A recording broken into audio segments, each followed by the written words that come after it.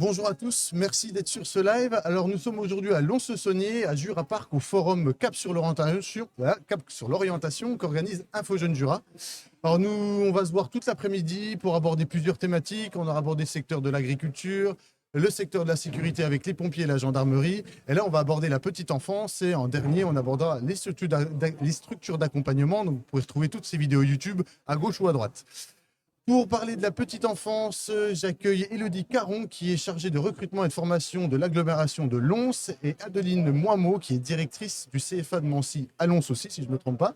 Bonjour à vous, merci d'avoir fait l'effort, je dirais, de venir discuter avec nous en live. Donc Élodie, qu'est-ce que c'est concrètement être chargée de recrutement? Est-ce que tu peux te présenter? Quelles sont tes fonctions techniques? Alors, mes fonctions, c'est de trouver la bonne personne au bon poste. De trouver l'idéal, la personne idéale pour remplir les missions qui sont demandées. Si c'est un animateur, il faut qu'il ait le BAFA, qu'il ait envie de travailler avec des enfants, qu'il ait envie d'encadrer, de travailler en équipe, par exemple, et de proposer des activités ludiques et éducatives auprès des enfants, par exemple. Donc ça, dans le secteur de Lons ou Jura plus globalement? Oui, tous les animateurs en fait. Les animateurs au sens général, n'importe où ils travaillent, voilà, c'est des qualités qu'il faut avoir. D'accord. Et Adeline, du coup, directrice du CFA Mancy. Oui. Est-ce que tu peux présenter un peu le CFA et puis ce que c'est directrice finalement? Oui. Donc moi, je m'occupe de la partie apprentissage à Mancy. Donc nous, on a deux filières, la filière service aux personnes et la filière hippie. Mais dans la filière service, voilà, moi, j'accompagne les jeunes dans leurs projets, à trouver un maître d'apprentissage, à concrétiser le contrat et à les accompagner le temps de leur formation. D'accord. Donc, si vous êtes là, c'est qu'a priori, c'est un secteur qui recrute. Est-ce que vous nous en parlez effectivement? Est-ce que c'est un secteur qui recherche encore beaucoup de personnel, tout ce qui touche à la petite enfance, etc.? Ça recrute effectivement. Ce qui est plus compliqué, c'est l'apprentissage. Parce que le CAP, c'est un diplôme qui est demandé, mais qui est répandu. On va dire que les jeunes sont assez demandeurs de passer à un CAP. Parce qu'il y a beaucoup de débouchés, on peut travailler dans l'animation, on peut travailler dans la petite enfance, on peut travailler dans plein de secteurs avec un CAP petite enfance. Et nous, on recrute beaucoup au niveau de la petite enfance et de l'animation avec un CAP petite enfance. Et c'est un secteur qui a toujours beaucoup recruté ou c'est depuis ces dernières années? Toi, au niveau des formations, est-ce que tu as l'impression qu'il y a plus de jeunes qui viennent s'inscrire par rapport à avant ou pas forcément? C'est par période. Ah oui? Vraiment, ouais. Ça fait des vagues. Là, on est dans une période un petit peu creuse, en fait. Les jeunes ont du mal à trouver des structures d'accueil pour pouvoir faire leur apprentissage. D'accord. Mais après l'apprentissage, par contre, au niveau de l'emploi, souvent, ils sont embauchés dans les structures où ils sont en apprentissage, oui. D'accord. Et au niveau du CFA de Mancy, que je ne me trompe pas, quelle formation vous proposez? À quel niveau de diplôme à peu près? Alors, nous, on propose le CAP service à la personne et vente en espace rural. On propose aussi un bac pro service à la personne et au territoire. Et nous, on va jusqu'au BTS aussi DATR, qui est développement des territoires ruraux. Ah oui, donc ça va jusqu'au BTS, donc ça va jusqu'aux études sup. Oui. Donc il y a plusieurs niveaux. Oui. Et après, concrètement, avec ces formations, quel type de métier on peut prétendre? Les jeunes se dirigent, peuvent aller en école d'infirmière, en aide-soignante. Il y en a qui se redirigent sur un CAP petite enfance aussi. Parce que du coup, nous, on travaille beaucoup avec la ville de Lons sur le CAP SAP-Vert notamment. Et les jeunes travaillent en centre de loisirs ou ont le rôle un peu d'ATSEM dans les groupements scolaires. D'ailleurs, on a toujours deux de vos étudiants qui sont chez nous qui ont été embauchés. D'accord, comme quoi. Donc il y a un bon partenariat. Ouais, donc s'il faut bien s'imaginer, c'est que beaucoup dans l'animation, si je comprends bien, là on a fait son alternance, c'est souvent fait suite à une embauche pour le prolongement de la formation. L'apprentissage, en fait, on forme pour fidéliser et pour garder. Que la personne reste. Voilà. C'est vrai qu'après, il y a des organismes, par exemple, qui peuvent accueillir des apprentis, mais qui préviennent l'apprenti. Par contre, nous, on n'embauche pas après. Donc, on forme, mais par contre, on n'embauche pas. Alors, donc là, c'est plutôt l'inverse. Pour le coup, en général, l'alternance se finit en CDI ou dans un emploi plus durable. Du coup, en parlant d'emploi, concrètement, quel type de métier on trouve dans ce secteur de la petite enfance? Si on a des exemples, notamment dans le Jura, mais pas. Alors, nous, on a des crèches, par exemple, des multi-accueils où on trouve des agents sociaux, on trouve des auxiliaires de puère, on trouve des EJE, on trouve des directrices éducateurs de jeunes enfants, pardon. Donc, agent social, c'est le CAP. Auxiliaire de puère, c'est un bac professionnel quelque part, c'est un bac technique, c'est un niveau de bac. Et le JE, c'est un bac plus 3. C'est des études spécifiques en C'est vrai qu'il y a plusieurs niveaux. Voilà, il y a plusieurs niveaux d'encadrement au niveau des enfants, ça dépend de ce qu'on veut faire. Voilà.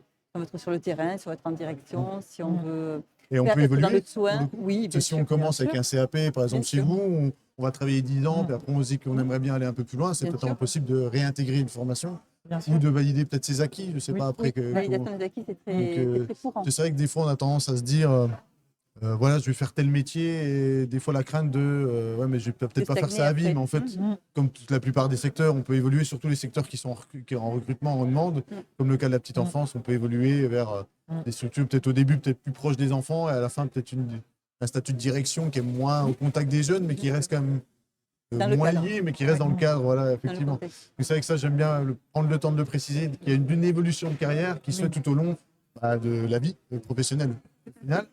Et au niveau des formations, pour le coup, au niveau du CFA, vous formez combien de jeunes par an, à peu près? Généralement, nous, on a une soixantaine de jeunes par an qui sortent de la filière service sortent de la à filière. personne. Oui. Et du coup, ma question, c'est aussi pour savoir, est-ce que c'est sélectif? Je veux dire, si je suis motivé et que j'ai les prérequis pour venir dans les formations, est-ce qu'il y a des places limitées ou a priori? Alors après, on a des places limitées, mais voilà, si on a énormément de monde, notamment en apprentissage, on a la possibilité d'ouvrir 2 classes. Ah oui, donc il y a cette possibilité s'il y a vraiment beaucoup de demandes. Parce que je pense qu'on pense à beaucoup d'études, je pense à médecine, je prends un exemple assez facile, mais on sait que voilà, il y a tant de places par an. Si on n'est pas dans les temps premiers, ben, le risque c'est soit de faire autre chose, soit d'attendre une année. Donc là, c'est un risque qu'on a peu de chance d'avoir. Pour le coup. En général, il y a de la place. On a un peu plus de souplesse en Donc apprentissage. c'est presque vous qui vous adaptez au nombre de recrutements plutôt que l'inverse, ce qui est plutôt bénéfique. C'est ça. C'est intéressant de se dire que si on est motivé, a priori, il n'y a aucun frein qui devrait poser problème. Il faut trouver l'entreprise. Après, oui, parce que du coup, c'est que en alternance que vous proposez? Non, nous, toutes nos formations sont proposées en voie scolaire ou en apprentissage. Ah oui, donc il y a bien les deux. Oui. Donc, ma question de savoir s'il y a de l'alternance. Donc, pour le cas de l'alternance, il faut avoir trouvé une entreprise. Après, c'est vrai que c'est pas forcément évident d'ailleurs. Après, Vous avez vous accompagnez le jeune pour trouver, vous avez une liste d'entreprises. Donc, quand même une certaine autonomie à avoir. Alors après, nous, on fait un entretien avec tous les jeunes qui arrivent chez nous, voir un petit peu leur projet professionnel. Et après, on les laisse chercher dans un premier temps parce que c'est leur projet et on veut qu'ils s'investissent. Oui, bien sûr. Après, voilà, si vraiment ils ne trouvent pas, on les accompagne, on les aide. On a quand même notre réseau aussi maintenant qui est important. Donc, voilà. Oui, puis après, il y a peut-être des entreprises qui vous contactent aussi qui recherchent des alternants, donc ils font peut-être cette démarche aussi. Et voir, parce que c'est vrai que le risque, c'est une fois qu'ils ont en CDI le jeune qu'ils ont eu en alternance, a priori, le poste est vacant. Ils ont envie de former quand même. Ils ont toujours cette envie-là.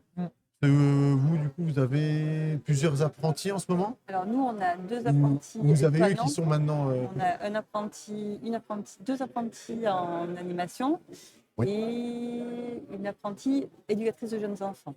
Voilà. D'accord. Et ce secteur de l'animation, donc on peut y travailler pour faire carrière. Oui. Mais est-ce que aussi c'est un secteur qui est propice au job d'été? Je pense notamment qu'il y a beaucoup d'étudiants qui vont rechercher des jobs pour l'été. Est-ce que l'animation, c'est justement une voie qui est plutôt intéressante de voir pour eux? Est-ce qu'on recrute beaucoup ce genre de profil pour le coup? Oui, le CAP permet de travailler directement en structure animation et sinon il faut le BAFA. Voilà. Mais c'est ça, on et on a peut évoqué. travailler à partir de 17 ans en animation. D'accord. Donc le BAFA, brevet d'aptitude aux fonctions d'animateur. Si j'ai bien fait mes devoirs, si je me souviens bien, c'est ça. Donc petit topo sur c'est quoi le BAFA? Parce qu'il y a peut-être des jeunes qui ne savent pas Le trop. BAFA, c'est 3 semaines, en fait, c'est 3 sessions d'apprentissage d'une semaine où en fait le jeune homme ou la jeune fille apprend à accompagner, les différentes pratiques apprend à accompagner des enfants de 3 à 17 ans, quoi. Voilà. D'accord. Après, maintenant, on ne va plus au centre de loisirs jusqu'à 17 ans. Oui, bien mais sûr. bon, aux adolescents, quoi, disons. D'accord. Voilà. Donc voilà, donc si jamais vous voulez mettre un pied dans l'animation, le BAFA est pas recommandé, indispensable. Même pour le coup, ça impose d'avoir des pratiques et des connaissances, Voilà. de travailler avec des jeunes qu'on est obligé d'avoir cette certification-là. Sachant que. Oui, voilà. C'est ça qui est intéressant aussi pour le job d'été, c'est que le BAFA permet d'ouvrir plein de portes pour les jobs d'été d'animation. Parce que sans animation de BAFA, toutes les structures risquent de bloquer la candidature parce qu'ils en ont besoin. Donc, à titre d'info, vous me confirmez que le BAFA n'est pas un diplôme professionnel dans le sens où on ne peut pas faire carrière avec. C'est bien pour mettre un pied dans l'animation ou pour le job d'été, mais il faudra aller plus loin. Donc, si jamais vous êtes intéressé par le BAFA, on en parlera après, mais on a différentes ressources qui vous expliquent un peu ce qu'est le BAFA et comment vous pouvez le financer et qu'est-ce que vous pouvez y faire. J'avais une question aussi. est-ce que au niveau des jeunes qui finissent la formation au sein du CFA, est-ce qu'ils trouvent tous du boulot? Est-ce que c'est la plupart ils sont embauchés assez rapidement après ou La euh, plupart, oui. Alors après, on a des jeunes qui poursuivent là en études. pour ceux qui font le choix d'aller oui. dans l'emploi, Oui. en général ils trouvent. Alors après, s'ils ont- le service à domicile aussi recrute beaucoup. Ah oui, Il y a beaucoup aussi de demandes. Donc voilà, s'ils ne trouvent pas forcément tout de suite dans l'animation, ils peuvent aussi à un moment donné faire un petit parallèle. oui, c'est vrai que c'est toujours l'inquiétude. On en a déjà beaucoup entendu parler des Mm. jeunes qui ont des bac plus 5 et qui n'arrivent pas à trouver de métier dans leur branche. Mm. Parce que des fois, certains secteurs sont bouchés. Mm. On va avouer que c'est compliqué. Mais du coup, pour le cas de l'animation, en règle générale, arriver à terme de son diplôme, si la motivation est là, l'emploi Oui. suit d'autant plus si c'est de l'alternance. Alors, je peux peut-être faire un petit ajout pour la petite enfance, parce qu'on cherche beaucoup d'assistants et d'assistantes maternelles aussi. Mm. Donc Ah oui. ça, c'est pas spécialement un diplôme. C'est mieux si on a un CAP, c'est mieux si on a une appétence, c'est mieux si on est passé par une formation d'aide à la personne qui forme bien. Mais en revanche, voilà, il y a aussi ce système-là où on peut garder l'enfant à son domicile. D'accord. Ça, c'est un autre métier. Alors, des fois, ça ne vient pas quand on est tout jeune. Mais moi, là, j'ai deux jeunes filles qui sont une 23 et une de 20 qui vont rentrer pour faire assistante maternelle. D'accord. Voilà. Et du coup, j'ai une dernière question à vous poser à vous deux, que je vous ai évoqué normalement tout à l'heure. Si vous deviez choisir un métier que vous conseilleriez à des jeunes qui sont intéressés par ce secteur, ça serait lequel, si vous arrivez à en sortir un? Genre le métier parce que c'est polyvalent, parce que financièrement c'est intéressant. Est-ce qu'il y a un métier parce qu'on en a besoin, hein, peut-être aussi tout simplement, Moi, je dirais des aides-soignants, hein. être soignant, toujours beaucoup de. En structure ou à C'est sans arrêt. domicile. Moi, j'ai un Ouais. poste de jour en ce moment et 3 de nuit. Donc, par exemple, hein, c'est sans arrêt. On en cherche tout le temps. Et toi, du coup, c'est. Moi, je dirais l'animateur, parce que l'animateur, c'est hyper polyvalent. On apprend plein de choses. On est en équipe, on s'occupe des enfants. Il faut être créatif, sportif. On crée des séjours. Il y a une possibilité infinie de travailler dans différentes structures. On peut travailler dans les centres de loisirs, on peut travailler en saison, on peut travailler en séjour. Et on peut faire ça toute l'année quand on est étudiant, parce qu'on peut trouver des jobs un petit peu partout. Et si en plus on est globe-trotteur, on peut partir à l'étranger, on peut Oui, c'est vrai que encadrer. c'est Enfin, l'avantage, ouais. c'est très riche. C'est un métier très riche. Il ne faut pas penser que l'encadrement de cantine, l'arrivée à l'école. C'est pas que ça, animateur. Animateur, c'est un vrai métier. Ouais, donc, Voilà. si jamais vous êtes intéressé, vous pouvez hésiter à aller sur ces deux métiers-là. Merci d'avoir pris le temps de venir discuter avec moi, même Avec si c'était plaisir. assez concis, j'en conviens. Mais en tout cas, si jamais vous avez la moindre envie d'information, tout sera en description. Je vous remercie d'avoir suivi le live. Je vous remercie à vous. Si jamais vous voulez si vous êtes intéressé par le secteur de l'animation et notamment du BAFA, au sein d'InfoJeunes Bourgogne-Franche-Comté, on a fait un livret sur devenir animateur avec le BAFA. Donc dans ce livret qui fait 8 pages, vous avez toutes les informations sur qu'est-ce que c'est le BAFA, qu'est-ce qui permet, comment on peut le financer. Vous avez toutes les adresses, les carnets d'adresses pour savoir où est-ce que vous pouvez vous former. Ce livret est accessible gratuitement sur jeune-bfc.fr. Il ne faut pas hésiter à les télécharger. On a également fait un live d'1 heure. On a parlé avec l'ADRAGES ou le SDJES de Côte d'Or, si je ne me trompe pas. On a parlé pendant 1 heure sur le BAFA. Donc, si jamais ça vous intéresse, n'hésitez pas à consulter nos anciens lives. Petite présentation, donc nous InfoJeunes, on est une structure d'une quarantaine, on a une quarantaine de structures d'accueil réparties sur l'ensemble du territoire de Bourgogne-Franche-Comté. Dans ces structures d'accueil, vous pouvez retrouver un informateur jeunesse qui va être là pour répondre à toutes vos questions. Donc n'hésitez pas, si vous avez la moindre question, à pousser la porte d'InfoJeunes, etc. InfoJeunes, instant promo oblige, n'hésitez pas à nous suivre. Donc sur YouTube, on fait un live tous les mois. Le prochain, c'est le 20 février, si je ne me trompe pas, sur les formations premiers secours. Et voilà, n'hésitez pas à nous suivre. On est également présent sur Instagram, sur Facebook et sur X. Je vous remercie encore d'avoir suivi le live. Je vous remercie à vous d'être venus et je vous souhaite une bonne fin de journée.